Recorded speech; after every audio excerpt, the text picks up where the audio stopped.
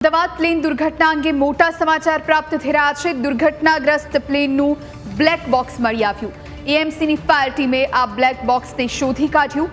DGCA એએઆઈબીની ટીમને આ black box સોંપવામાં આવશે। તો ગઈકાલે જે પ્રમાણે આ મોટી દુર્ઘટના સર્જાઈ, લગભગ 30 કલાક જેટલો સમય વીતી ગયો છે અને હવે પરિવારજનોને ધીમે ધીમે મૃતદેહો પણ સોંપવામાં આવી રહ્યા છે। ત્યારે એ વચ્ચે આ મોટા સમાચાર, એએમસીની ફાયરની ટીમે આ બ્લેક બોક્સ શોધી કાઢ્યું છે। આ બ્લેક બોક્સ મળી આવ્યું છે અને હવે હકીકત ખ્યાલ આવશે। સંવાદદાતા જય આચાર્ય આપણી સાથે ફોન લાઈન પર રહ્યા છે। જય, જે પ્રમાણે બ્લેક બોક્સની તલાશ હતી અને આ બ્લેક બોક્સ હવે મળી આવ્યું છે, એએમસીની ફાયરની ટીમે આ શોધી કાઢ્યું છે, કઈ રીતની તપાસ થશે અને પછી કેટલા સમયની અંદર તથ્ય બહાર આવી શકે? જી જુહી, વાત કરવામાં આવે તો ગઈકાલે અમદાવાદની અંદર જે એર ઇન્ડિયાની ફ્લાઇટ ક્રેશ થઈ હતી, ક્રેશ બાદ 250થી વધુ લોકોના મોત થયા હતા, જેની અંદર કહી શકાય પૂર્વ મુખ્યમંત્રી વિજયભાઈ રૂપાણીનું પણ નિધન થયું હતું।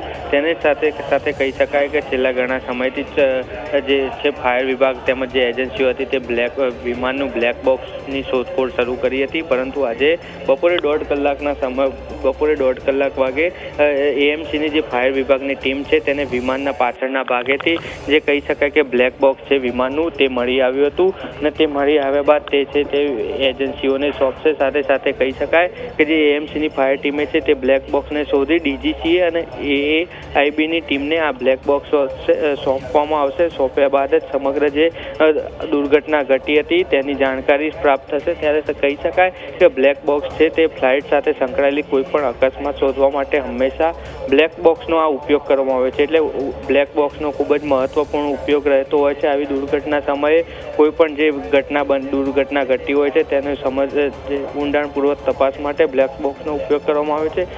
સાથે બ્લેક બોક્સ છે તે વિમાનની તમામ ઉડાન દરમિયાનની જે પણ પ્રવૃત્તિ હોય છે તે તમામ આ બ્લેક બોક્સની અંદર રેકોર્ડ કરવામાં આવે છે।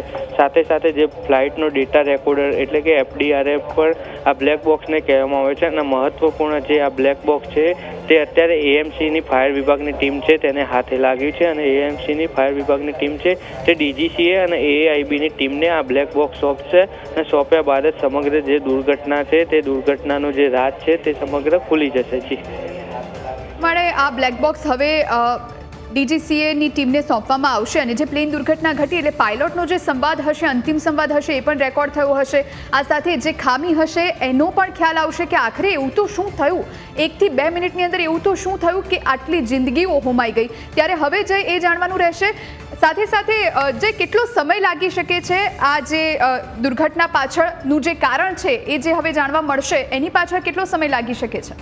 જો વાત કરવામાં આવે તો બ્લેક બોક્સ છે તે ખૂબ જ મહત્વપૂર્ણ હોય છે। કોઈ પણ આ પ્રકારની જે દુર્ઘટના ઘટતા હોય છે ત્યારે તેની તપાસ કરવામાં માટે બ્લેક બોક્સનો ખૂબ જ મહત્વપૂર્ણ ઉપયોગી રહેલું હોય છે। ત્યારે બ્લેક બોક્સ છે તે તેની અંદર તમામ જે વિમાનની ઉડાન દરમિયાનની જે તમામ પ્રવૃત્તિઓ હોય છે તે તમામ પ્રવૃત્તિઓ છે તે બ્લેક બોક્સની અંદર રેકોર્ડ થતી હોય છે અને બ્લેક બોક્સની અંદર રેકોર્ડ થવાના કારણે જે કહી શકાય કે જે ક્રેશ થવાની કોઈ પણ જે સમસ્યા હોય છે અથવા દુર્ઘટના ઘટવા પાછળનું કારણ હોય છે તે આ બ્લેક બોક્સના કારણે જે સમગ્ર તપાસ કરવાના કારણે સામે આવતી હોય છે। ત્યારે પણ આજે અમદાવાદની અંદર પ્લેન ક્રેશ દુર્ઘટના ઘટી છે તેમાં પણ આ બ્લેક બોક્સ છે તે ખૂબ જ મહત્વપૂર્ણ સાબિત થશે, કારણ કે બ્લેક બોક્સની અંદર જે વિમાનની ઉડાન દરમિયાનની જે પ્રવૃત્તિ હોય છે ફ્લાઇટની અંદર તેમજ જે ફ્લાઇટનો ડેટા રેકોર્ડર હોય છે તે તમામ આ બ્લેક બોક્સની અંદર સામેલ હોય છે। તેના જ કારણે કહી શકાય કે આ બ્લેક બોક્સ છે તે તમામ જે ફ્લાઇટ ક્રેશ થઈ હતી તેના રાજ પણ ખોલવામાં ખૂબ જ મહત્વપૂર્ણ બનશે।